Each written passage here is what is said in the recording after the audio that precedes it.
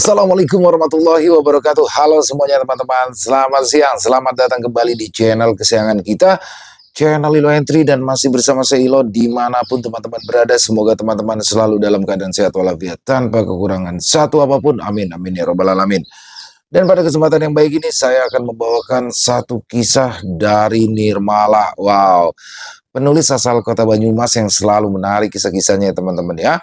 Dan pada kisah Nirmala kali ini akan membahas tentang gugon tuhon. Wah, apa sih gugon tuhon? Nah, ini dalam bahasa Banyumas ini merupakan larangan adat teman-teman. Jadi untuk warga Banyumas khususnya sekitarannya itu, contohnya gugon tuhon atau larangan adatnya adalah nggak boleh makan daging angsa, tidak boleh membangun rumah dalam bentuk balai malang, dan yang akan dibahas dalam kisah kali ini adalah gugon tuhon atau larangan adat yang mana dalam satu keluarga tidak boleh melakukan acara besar dalam 1 tahun. Waduh, seperti contohnya misalkan menikahkan anak itu di dalam 1 tahun yang bersamaan tuh. Contoh anak pertama dan anak kedua menikah dalam 1 tahun yang sama, atau di tahun itu dia menikahkan anak juga bangun rumah. Jadi bangun rumah ini kan sesuatu yang besar, dan kalau orang-orang Jawa ini biasanya harinya dihitung tuh teman-teman tuh.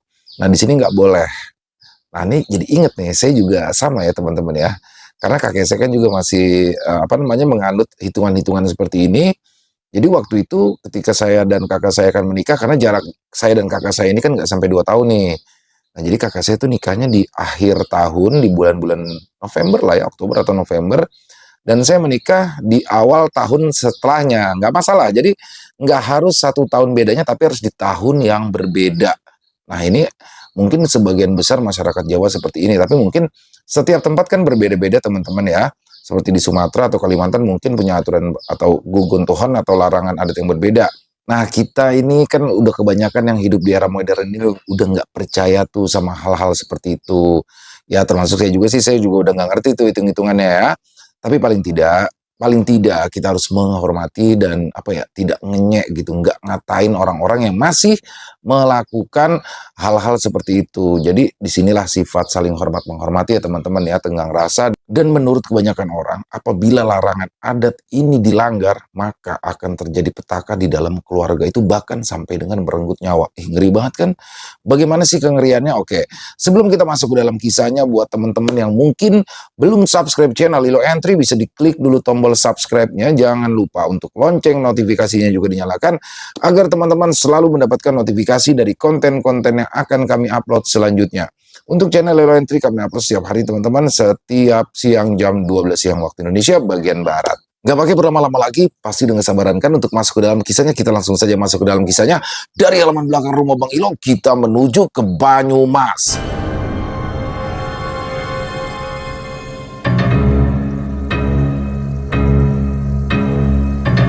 Akhir tragis untuk pelanggar larangan adat. Di salah satu rumah di ujung selatan Banyumas, pertemuan besar keluarga Karsono sedang dilakukan. Pertemuan tersebut adalah untuk membahas tanggal pernikahan antara Bintang dan Elsa. Pertemuan yang harusnya berlangsung hikmat itu justru sedikit tegang karena ada beberapa perselisihan. Pak Umar yang merupakan pemangku adat di sana berusaha untuk menenangkan Hanum yang sempat tersulut emosi.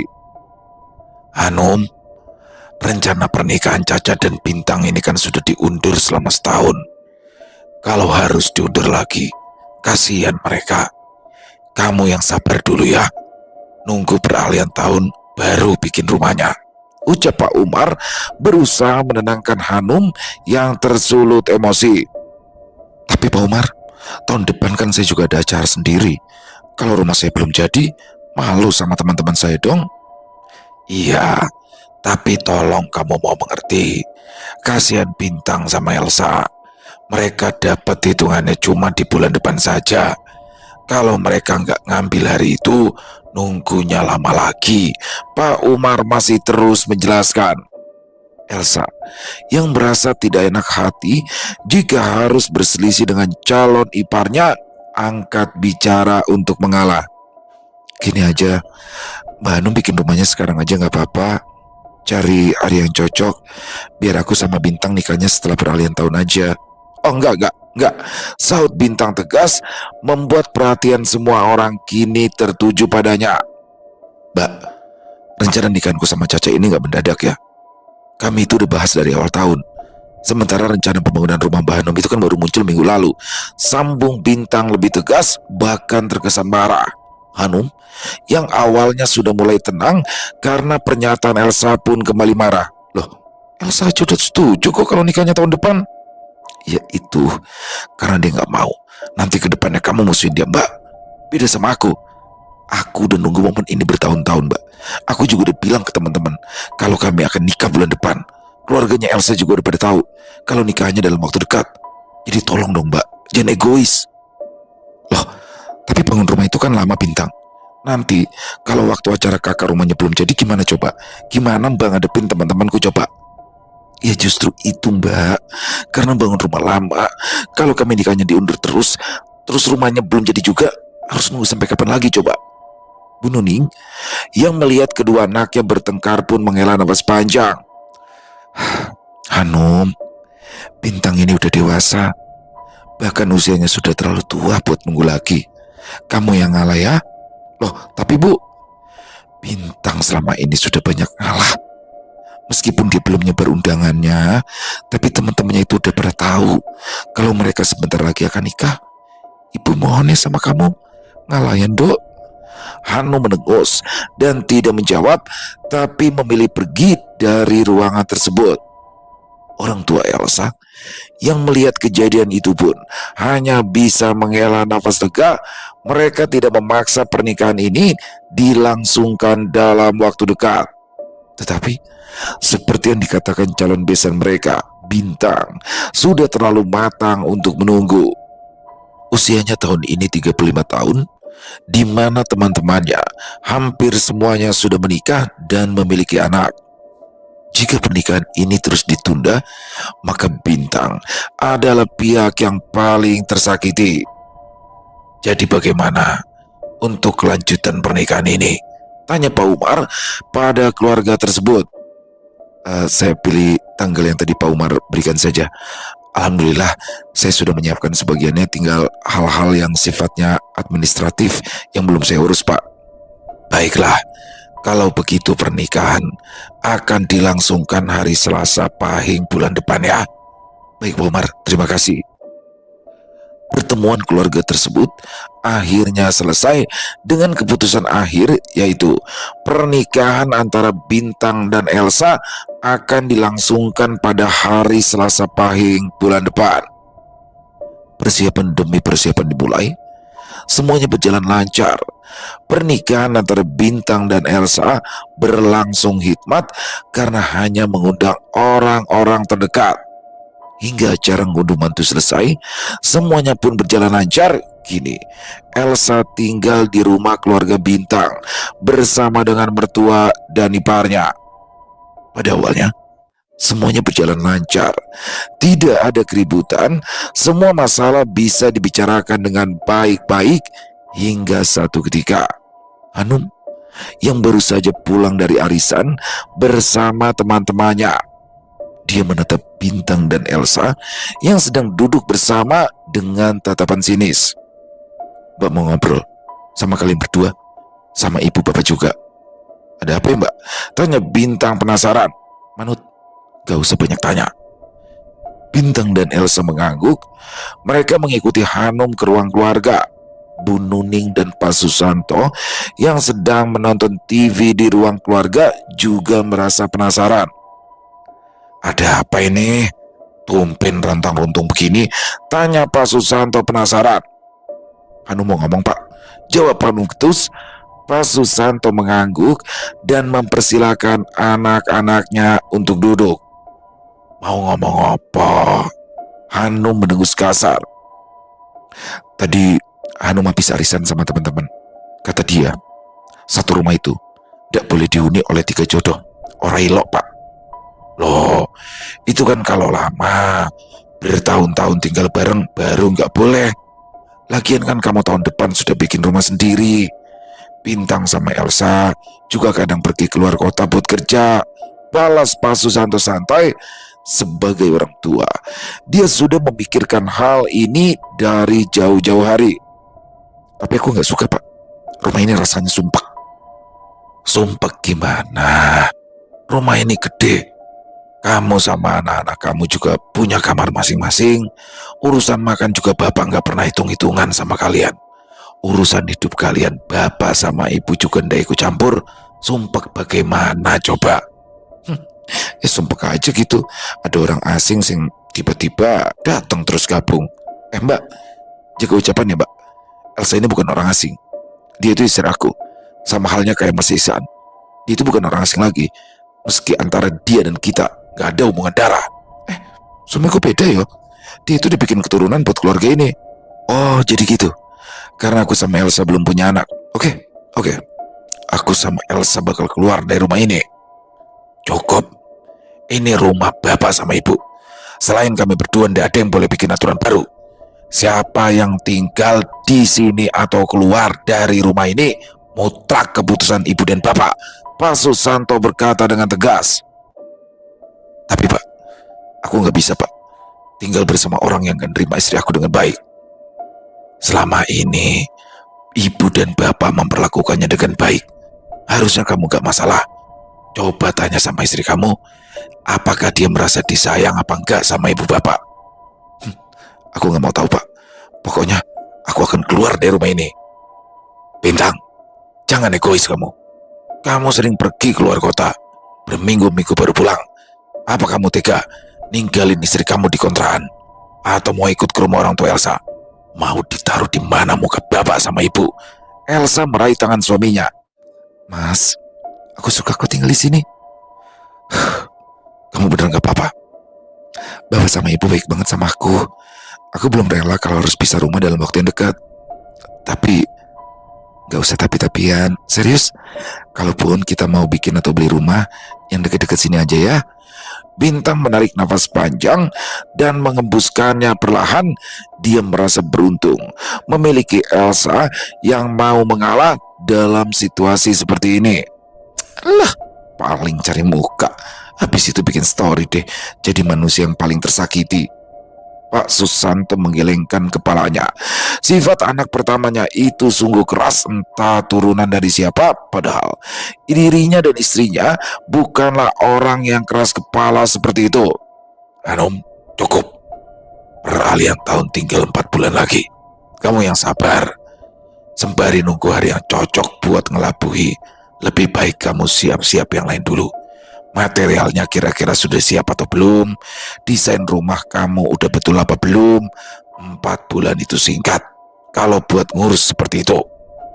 Hanum bangkit dan meninggalkan ruang keluarga dengan wajah merah padam. Pak Susanto menghela nafas pelan dan menatap Elsa dengan lembut. Caca, maafkan Mbak Hanum ya. Dia memang keras, tapi tujuannya sebenarnya baik. Kamu yang sabar ya. Bapak sama ibu akan berusaha bersikap adil pada kalian berdua. Kalian sama-sama anak bapak. Iya pak. Sementara itu, Hanum pergi ke kamar anaknya untuk mengajaknya pergi. Dik, mama mau makan di luar sama teman-teman mama. Mau ikut nggak? Pergi kemana mah? Ke mall. Nggak tahu nanti mau makan di Okpen apa ramen. Kamu mau ikut nggak? Kalau makannya di Okpen aku mau ikut. Tapi kalau yang lain gak, jawab Dika dengan santai. Anak berusia 10 tahun itu memang suka makan makanan cepat saji ala Jepang itu. Yaudah, nanti kita makan Okpen aja. Oke ma. Hanum membawa anaknya pergi dari rumah menggunakan sepeda motornya menuju Rita Mall yang jaraknya kurang lebih 10 kilo. Di sana dia bertemu dengan Robi, temannya yang menjadi kontraktor rumah. Sementara Dika asik menikmati makan malamnya. Jadi karena mitos-mitos itu kamu gak jadi bikin rumah? Iya, tanya Robi penasaran. Ya bukan yang gak jadi sih, tapi ditunda aja sampai beberapa bulan ke depan. Padahal zaman udah berubah loh. Ini udah era modern. Tapi aneh, masih ada aja ya orang yang pakai hitung-hitungan kayak gini. Nah itu dia Rob, aku malas juga sebenarnya.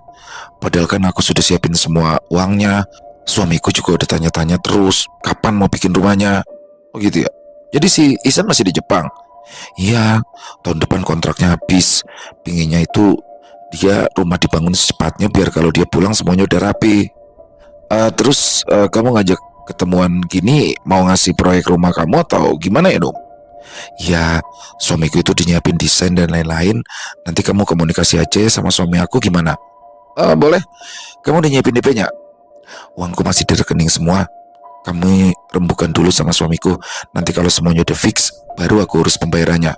Oke, nanti minta suami kamu hubungi aku aja ya. Sekarang aku pamit dulu. Aku ada undangan ke tempat lain soalnya. Oke, Rob. Makasih ya. Sama-sama dong. Jangan lupa bilang sama suami kamu. Iya. Keduanya pun bersalaman. Robi bangkit dan meninggalkan tempat itu. Mama maksud bikin rumah ya? Tanya Dika yang ternyata sedari tadi menyimak pembicaraannya. Kalau nggak begini, kita tuh nggak bikin-bikin rumah sayang. Tapi kata Mbak Kakung, kamu itu jangan bilang-bilang sama Mbak Kakung. Bilang aja habis jalan-jalan. Dika hanya mengangguk, lantas kembali melanjutkan makannya. Malam itu, Hanum dan anaknya pulang cukup malam karena Dika yang meminta untuk menonton bioskop. Hanum yang sedang tidak betah di rumah tentu saja langsung menyetujui keinginan anaknya itu. Sekitar jam 10 malam, mereka baru sampai di rumah. Pak Susanto ternyata sudah menunggu mereka di teras rumah. Hanum, Dika, habis dari mana kalian? Makan nokben sama nonton bioskop, Mbah, jawab Dika dengan wajah mengantuk. Oh gitu, sekarang sudah malam. Dika tidur ya. Dika mengangguk dan langsung masuk ke kamar. Hanum, Bapak mau ngobrol sama kamu. Hanum mengangguk dan duduk di samping ayahnya dengan wajah yang malas. Apa, Pak? Hanum, Bapak minta sama kamu, tolong jangan keras-keras sama Elsa. Kamu tahu kan gimana Bintang berusaha dapetin Elsa? Adikmu itu sampai nunggu bertahun-tahun agar bisa nikah sama Elsa. Elsa mau sama Bintang, ya harusnya dia nerima keluarga kita apa adanya dong. Bukan begitu. Kamu itu kan belum pernah tinggal seatap sama mertua, jadi nggak paham rasanya. Dia juga anak, dia juga adik yang pasti disayangi sama kakak-kakaknya. Tapi Bintang ambil Elsa dari keluarganya untuk jadi istri, bawa dia ke dalam keluarga ini sebagai menantu. Bapak minta kamu sayang sama Elsa ya, jangan galak-galak. Alah, si Bintang nih yang udah ngomong macam-macam sama Bapak kan. Biar nanti Hanum tegur si Bintang, biar nggak ngomong macam-macam lagi. Hanum, kamu itu anak pertama, seharusnya hidup lebih lama. Kamu paham dengan apa yang menimpa ibu waktu kamu kecil. Elsa sama ibu kan sama-sama ikut keluarga suami setelah menikah. Kamu ingat kan, ibu sering ditindas sama bude-bude kamu. Apa iya kamu mau ngelakuin hal yang sama kayak bude kamu lakuin waktu itu? Apa iya kamu mau ngulang luka itu? Waktu tahu ibu sering disakiti sama saudara-saudara bapak saja, bapak itu sakit hati. Masa iya kamu mau ngelakuin hal itu juga? Hanum menghela nafas pelan. Dia teringat dengan masa kecilnya yang terbilang menyedihkan. Saat itu ayahnya pergi merantau ke Jakarta dan dia hanya hidup bersama ibu dan adiknya. Berkali-kali dia mendapatkan penindasan dari keluarga ayahnya. Dan pada saat itu ibunya tidak bisa melawan, karena sekali melawan maka akan mendapat perlakuan yang lebih buruk. Ya Pak, nanti Hanum akan berusaha lebih baik ke Elsa. Nah gitu, Bapak senang kalau kalian akur, saling bahu-membahu. Kalau Bapak sama Ibu udah gak ada, kan sisa kalian saja. Jadi dari sekarang kalian itu harus akur. Kok sebahas itu Pak? Loh, tapi benar kan? Secara logika, Bapak sama Ibu yang dipanggil duluan sama Gusti Allah. Jadi kalian harus siap. Bapak juga bisa lebih tenang kalau kalian bisa guyup rukun. Ya Pak. Mulai malam itu, perlakuan Hanum ke Elsa sudah jauh lebih baik. Hanum memelankan suaranya, dan sebagai adik, Elsa juga bisa menempatkan diri. Hingga 2 minggu berlalu, tiba-tiba Di tanah kosong yang akan menjadi rumah Hanum, beberapa truk datang membawa material. Pak Susanto terkejut karena anaknya yang terlampau nekat, tetapi dia tidak mengatakan apapun karena khawatir setiap kata yang keluar dari mulutnya bisa menjadi doa. Namun, Bintang menanggapi hal ini dengan keras. Dia mendatangi Hanum dengan wajah memerah. "Mbak, kamu itu kok gak sabaran banget sih? Ini kan belum peralihan tahun, Mbak." "Mbak gak percaya sama hal begituan. Lagian ini juga bukan keputusan Mbak doang, tapi keputusan Mas Ihsan juga. Mbak, 4 bulan itu gak lama loh. Kenapa malah Mbak mau ngelakuin ini sih?" "Loh, habis gimana? Mas Ihsan kok yang pengen bikin rumah cepet-cepet?" Elsa meraih tangan suaminya, berusaha menenangkan. "Mas, udah yuk. Daripada kamu marah-marah, kita doakan yang baik-baik saja ya. Tuh, coba dengerin tuh istri kamu. Jangan sebentar-bentar panasan." Bintang tidak membalas dan langsung pergi begitu saja. Elsa menghela nafas pelan. Jika dipikir lagi, Hanum dan Bintang sama saja sama-sama emosian. "Mbak Hanum, Mbak Hanum udah beli mesin cuci buat rumah baru apa belum? Mbak belum beli perabotan." Nanti aku beliin mesin cuci aja ya Mbak. Atau Mbak mau yang lainnya? Kalau mau beliin aja gak apa-apa Cak. Oke, nanti aku kirim katalognya aja ya. Biar Mbak yang pilih sendiri, nanti aku yang bayar. Atur aja." Elsa mengangguk pelan kemudian pergi. Pembangunan rumah Hanum dimulai hari itu juga. Ada sekitar 20-an tukang dan kuli yang bekerja untuk membangun rumah tersebut. Rumah 2 lantai yang ditargetkan selesai dalam 3 bulan. Hari demi hari berlalu, pondasi rumah tersebut sudah hampir selesai. Awalnya semua tampak baik-baik saja. Baik Pak Susanto ataupun istrinya tidak mengatakan apapun tentang pembangunan rumah tersebut, karena Hanum yang menegaskan dia yang mengurus semua hal tentang rumah itu dan meminta kedua orang tuanya untuk tidak ikut campur. Hampir 2 minggu setelah proyek dimulai, sesuatu yang aneh mulai terjadi. Pagi itu, setelah sarapan bersama, Dika kembali masuk ke kamarnya untuk mengambil tas. Namun, beberapa menit berlalu, anak itu belum juga keluar dari kamar yang membuat Hanum mulai kehabisan kesabaran. Hanum lantas memasuki kamar anaknya itu. "Dika, di jam berapa ini? Kok belum keluar?" Sebelum Hanum menyelesaikan ucapannya, kalimatnya terhenti. "Astagfirullah Dika!"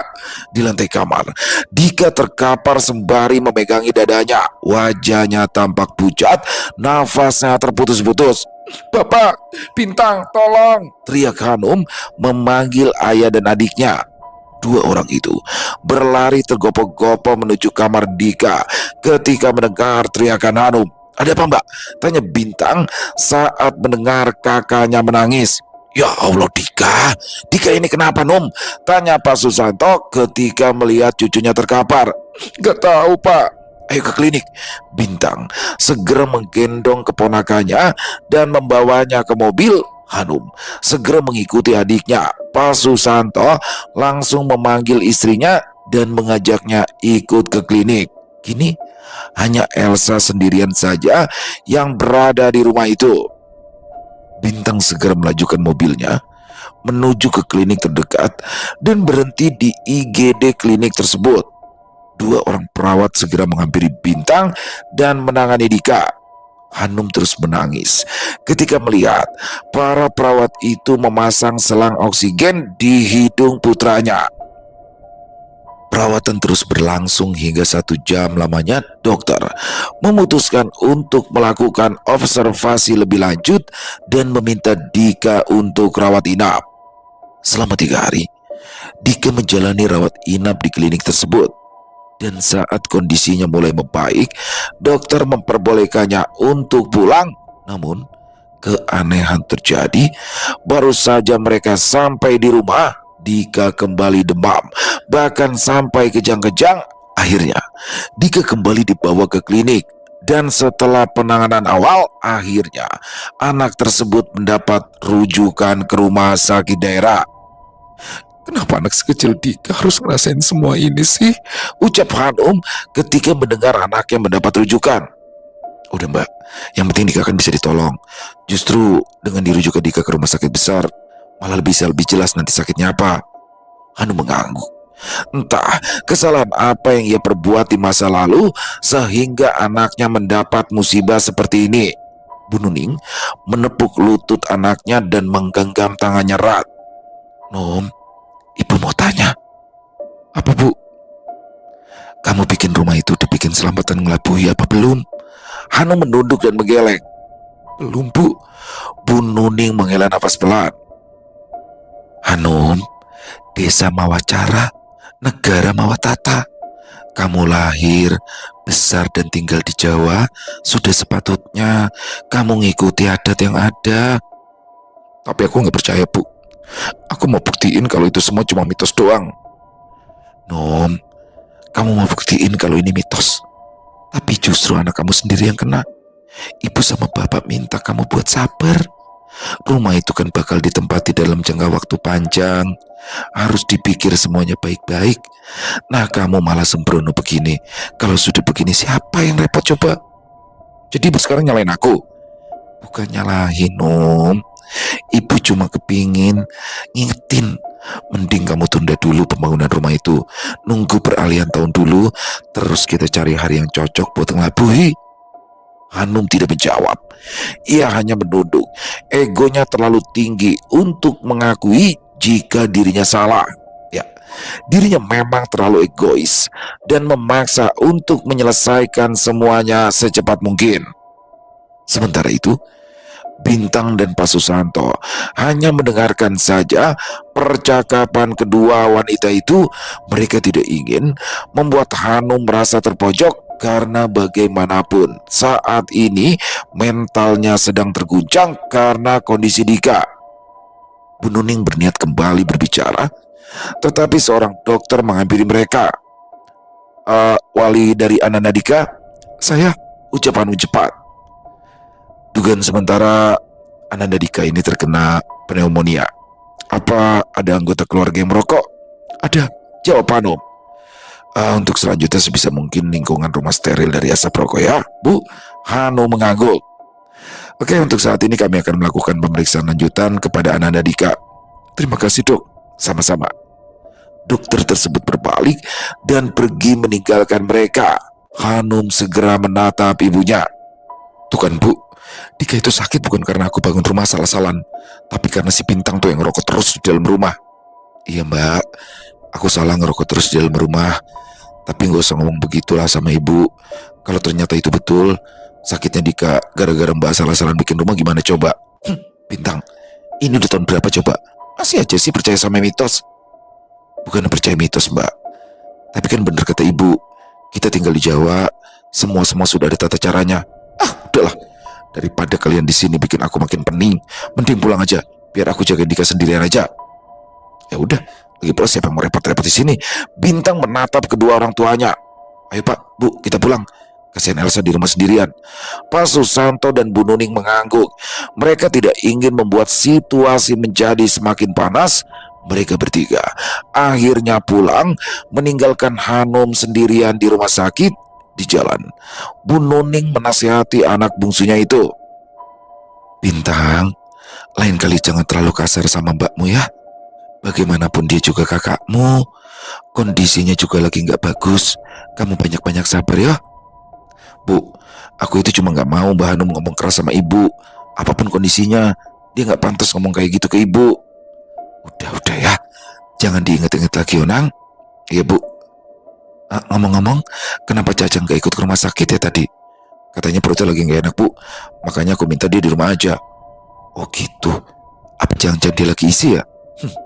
Isi nasi sama makanan kali bu. Kamu itu loh, ibu serius, itu si Elsa lagi ngisi. Belum tahu bu, ibu doain aja ya, biar semuanya lancar. Iya, pasti ibu doakan yang terbaik. Tak berselang lama, mereka akhirnya sampai di rumah. Tampak Elsa yang sedang membuang segelas air di halaman samping rumah. Setelah memarkir mobil, Bintang pun menghampiri istrinya. Sayang, kamu lagi apa? Nggak lagi apa-apa mas, jawab Elsa gugup. Barusan kamu buang apa? Oh, itu Tadi aku lagi minum malah kemasukan lalat, jadi aku buang airnya. Oh gitu, yaudah. Masuk yuk, aku lapar. Oh iya mas, Dika sama Mbak Anum di mana? Dika harus dirawat, katanya kena pneumonia dia. Ya Allah, kasihan banget ya. Ya, aku juga ngerasa salah. Soalnya kan selama ini aku sering ngerokok di deket dia. Kalau gitu mulai sekarang kamu harus lebih perhatian mas. Jangan ngerokok di dekat anak kecil lagi. Gak cuma Dika aja, tapi semua anak kecil ya. Iya ya. Masuk, katanya lapar. Bintang mengangguk dan menggandeng tangan istrinya masuk ke dalam. Mereka makan malam bersama-sama dan istirahat setelahnya. Tidak ada hal yang aneh yang terjadi selama semalam itu. Esok harinya, Bintang melihat perkembangan pembangunan rumah kakaknya. Meski dia sempat menentang keputusan Hanum dalam mempercepat pembangunan rumah tersebut, tetapi ada bagian dari hatinya yang mendukung agar rumah ini cepat selesai. Dia melihat beberapa pekerja mulai memasang kolom-kolom.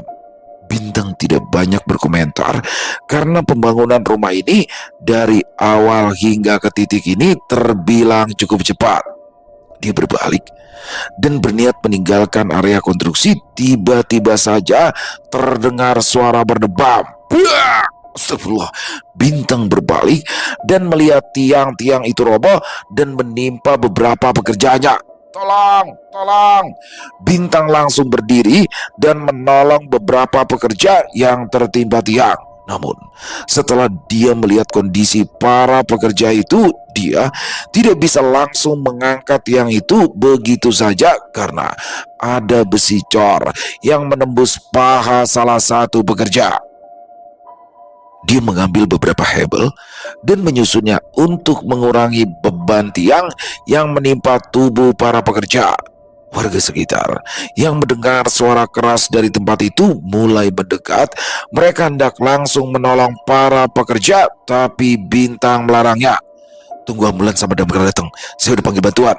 Loh, tapi itu kasihan Mas Bintang, balas salah satu warga. Kita itu nggak tahu besinya nembus pembuluh darah apa enggak. Mending nurut ya apa kata saya. Beberapa warga tampak keberatan, tetapi melihat posisi Bintang sebagai keluarga pemilik rumah itu, mereka hanya bisa menurut. Sekitar 15 menit kemudian, damkar dan ambulans datang dalam waktu berdekatan. Para pekerja yang terjepit bisa segera dievakuasi dan dibawa ke rumah sakit.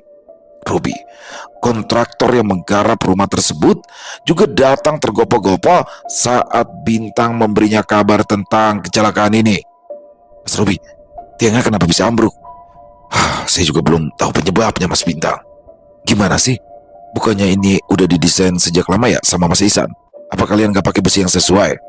Oh, kami pakai besi yang sesuai Mas Bintang. Kalau nggak percaya Mas Bintang bisa periksa aja kok besi-besi itu. Sekalian periksa takaran corannya. Itu juga nggak ada masalah. Loh, tapi kenapa bisa ambruk coba?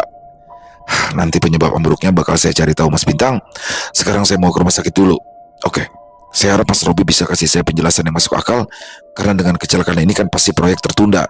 Iya Mas Bintang. Robi pergi meninggalkan tempat itu untuk mengurus para pekerjanya yang terluka. Pak Susanto yang baru saja datang terkejut saat mendengar penjelasan salah satu pekerja yang menjadi saksi. Dia lantas menghampiri putranya. Bintang, ini kenapa bisa ambruk begini? Aku juga belum tahu Pak. Tadi aku udah mau pulang pas tiangnya pada ambruk. Ya Allah, ada-ada saja ujiannya ya. Pak, mending pembangunan rumah ini di stop dulu ya Pak. Kita tanya ke Pak Umar ada masalah apa enggak. Pak Umarnya lagi pergi ke Banjar. Di sana 5 hari. Tadi Bapak udah ke sana, tapi yang di rumah cuma anaknya. Oh gitu ya Pak. Ya. Hanum sudah tahu atau belum masalah ini? Aku belum ngasih tahu Pak. Nggak tahu itu si Robi udah ngasih tahu masalah ini apa belum. Tapi kayaknya kalau tahu dia juga ngerasa bodoh amat sih. Anak itu. Tapi selama pembangunan rumah ini, Bapak sama Ibu nggak ngomong yang buruk-buruk kan? Yang enggak. Bapak itu selalu mendoakan agar semuanya lancar.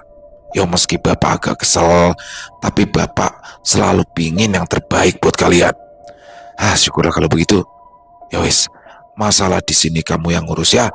Bapak mau pulang dulu. Loh, apalagi apalagi yang perlu diurus, Pak? Yang luka kan udah dibawa ke rumah sakit. Proyek juga sementara udah ditutup dulu. Oh gitu, ya wes, ayo pulang. Bintang mengangguk. Mereka berdua akhirnya kembali ke rumah. Di hari yang sama, Bintang memberi kabar tentang kecelakaan ini pada Hanum dan Ihsan, juga mengatakan tentang penutupan sementara proyek tersebut. Hanum yang sedang fokus pada kesehatan anaknya juga tidak keberatan dengan penundaan itu. Beberapa hari berselang, Dika sudah diizinkan untuk pulang. Namun, dokter mewanti-wanti agar rumah disterilkan dari asap rokok. Bintang, satu-satunya perokok aktif di rumah itu, pun menyanggupi demi kesehatan sang ponakan. Hari itu, rumah Pak Susanto kedatangan tamu. Pak Umar yang baru saja pulang dari Banjarnegara langsung mendatangi rumah Pak Susanto. Pak Susanto, apa kabar? Tanya Pak Umar mengawali pembicaraan. Alhamdulillah baik, Pak Umar. Saya waktu itu datang ke rumah panjenengan, tapi katanya jenengan lagi pergi ke Banjar. Iya, ini saya baru pulang, terus langsung ke sini.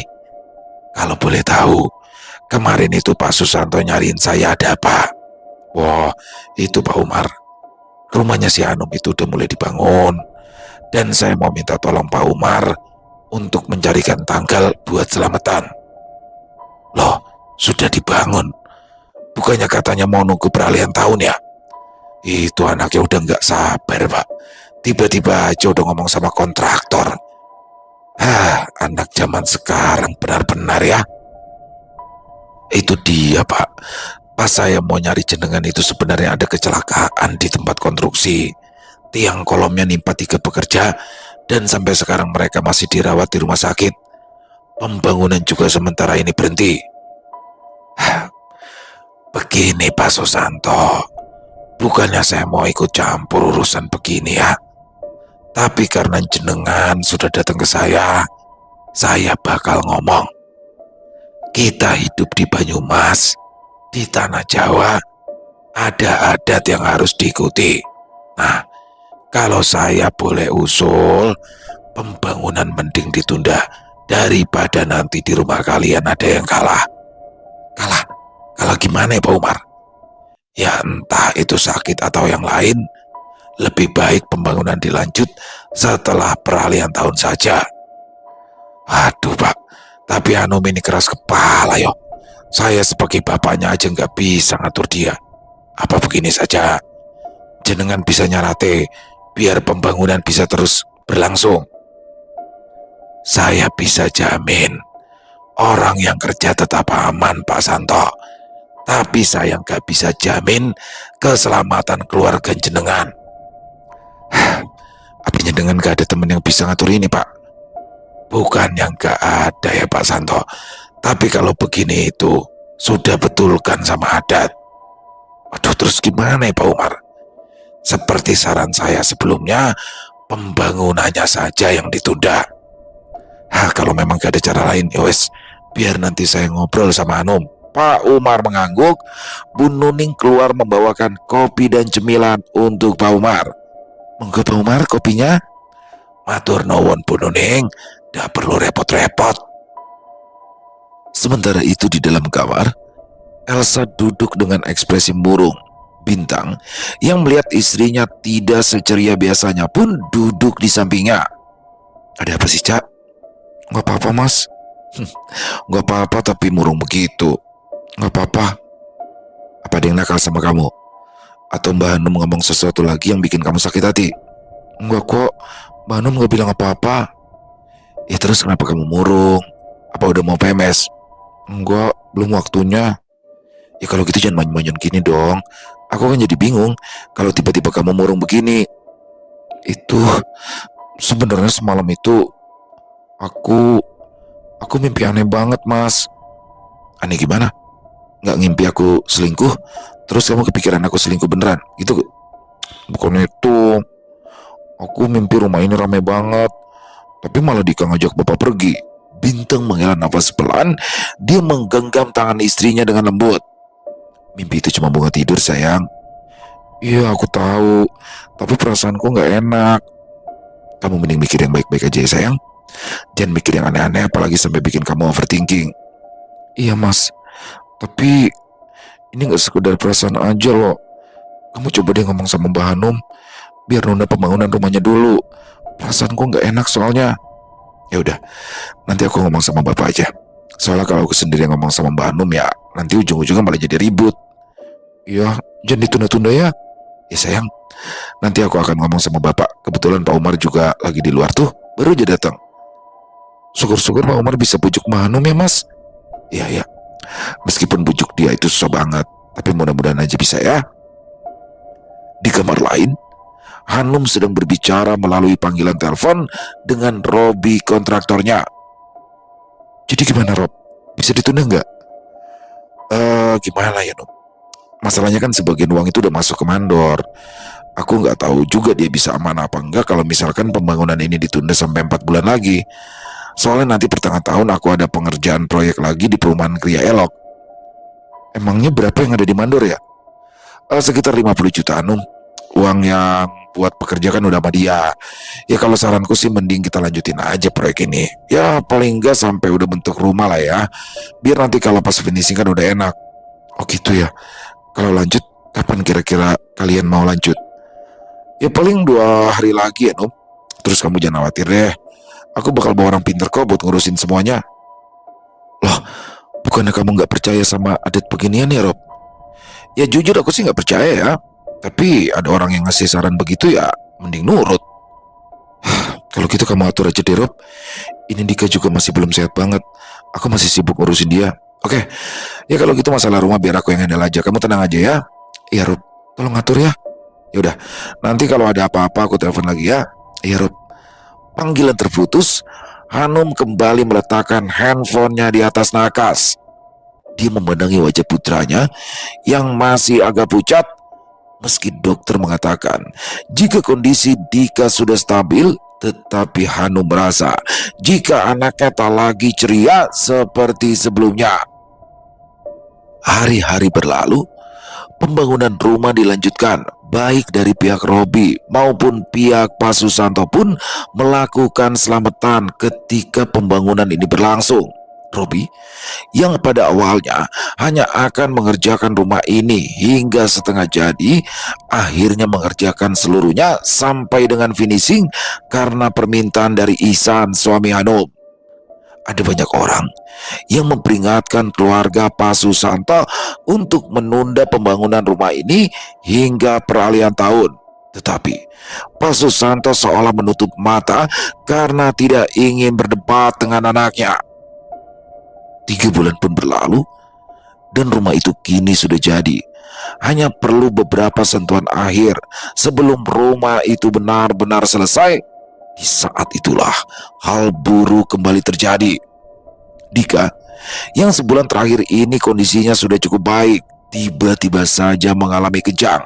Bintang langsung membawa keponakannya itu ke klinik. Tetapi nyawa anak itu tak tertolong dan meninggal dunia begitu sampai di IGD klinik.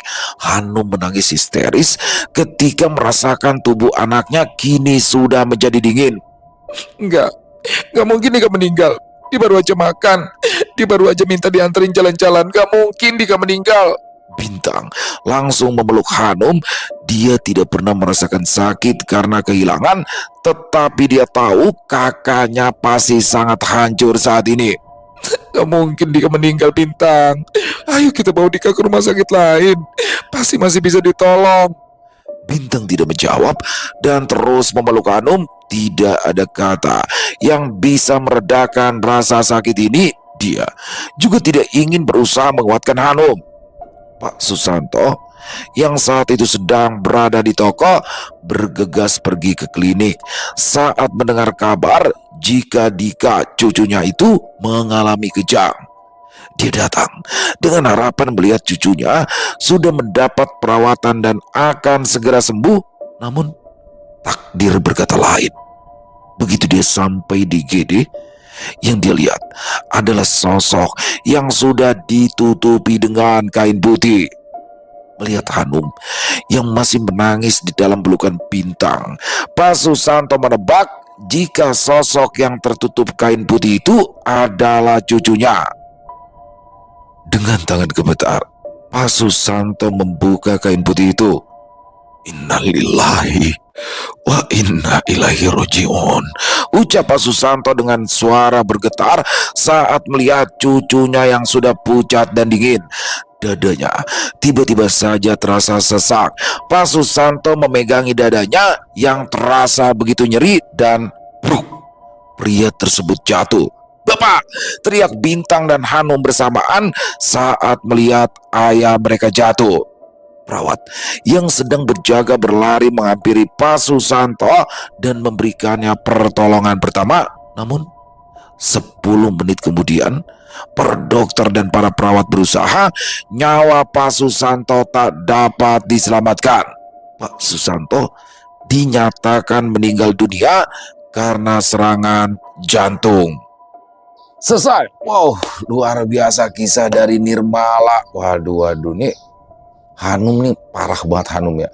Sebagai kakak dia bener-bener gak mau ngalah banget. Bangun rumah sama menikah, ya menikah lah, diduluin ya kan. Bangun rumah bisa nanti-nanti. Menikah ini kan semua udah direncanakan, undangan sudah disebar segala macam. Masih nggak mau ngalah juga bang. Dan bahkan di sini dia bukan sekedar nggak percaya teman-teman. Hanum ini apa ya, ngenyek lah, ngeledekin, menyepelekan, sehingga apa yang dinasihatkan oleh orang tuanya benar-benar nggak dipakai tuh. Dia nekat karena mungkin merasa udah banyak uang ya, suaminya kerja di Jepang, uangnya banyak ya, karena merasa udah punya banyak uang. Ya begitu teman-teman, akhirnya meremehkan orang tua. Apa sih orang tua, nggak ngerti apa-apa ya kan, kuno segala macam. Akhirnya yang terjadi sangat mengerikan. Bukan hanya Dika saja, tapi Pak Susantonya juga ikut terbawa. Nah di sini Elsa udah bilang tuh sama suaminya, aku ngimpi Dika pergi tapi ngajak yang akunya. Waduh, ngeri banget dan pastinya sedih banget ya di sini ya. Dan ini relate banget teman-teman ya, kejadian seperti ini banyak mungkin terjadi. Dan juga gini teman-teman, kalau memang seperti Hanum nggak percaya, oke, boleh dia nggak percaya dengan alasan-alasan apapun, boleh nggak percaya, tapi paling tidak dengerin ucapan orang tua, perintah dari orang tua didengerin, kan juga tidak merugikan. Hal itu tidak merugikan sama sekali tuh, kecuali merugikan ya. Dengerin aja, kamu jangan bangun rumah tahun ini atau bulan ini, udah selesai, itu aja yang dipakai, nggak usah mikirin yang lain-lain. Bangun rumahnya kamu nanti 4 bulan lagi, udah itu aja yang dilakuin. Tapi dia tetap nekat hingga akhirnya memakan korban banyak, termasuk para pekerja yang tertimpa tiang yang roboh. Oke, Robi nggak bisa disalahin, yang namanya pemborong kan dia pengen buru-buru dapat uang ya, nggak mau diundur-undur. Jadi ya Robi memang sudah profesinya di situ. Nah, ini juga menjadi pelajaran buat kita semua. Bintang juga sebagai adik sama-sama keras kepala, ya dua-duanya keras kepala sih ya, Hanum dan Bintang. Tapi semoga saja ini semua bisa menjadi pelajaran, menjadi ada hikmah baik lah yang bisa kita ambil dalam kisah barusan. Dan sekali lagi kita harus tetap saling menghormati atas adat atau kebudayaan orang lain. Terima kasih Nirmala, keren, pakai banget kisahnya. Dapat banget nih, sedihnya dapat, horornya dapat ya kan, semuanya dapat. Dan semoga teman-teman semua terhibur dengan kisah barusan. Silakan buat teman-teman yang suka dengan videonya bisa diklik tombol like, tombol jempolnya, boleh juga diklik tombol hype-nya teman-teman ya. Dan juga jangan lupa lagi untuk di-share link videonya ke teman-teman yang lain agar juga ikut merasa terhibur. Buat yang punya komentar lain bisa menuliskan di dalam kolom komentar ataupun hanya sekedar saling menyapa, silakan. Insya Allah kami akan membalasnya satu persatu. Di akhir kata, saya Ila mengucapkan permohonan maaf apabila mungkin dalam pembawaan kisahnya barusan ada kata-kata saya yang salah ataupun ada kata-kata saya mungkin yang kurang berkenan. Saya mohon dibukakan pintu maaf yang seluas-luasnya. Sampai berjumpa lagi di konten-konten kami selanjutnya. Masih bersama saya Ilo di channel Ilo Entry. Salam sehat, sukses selalu untuk kita semua. Wassalamualaikum warahmatullahi wabarakatuh.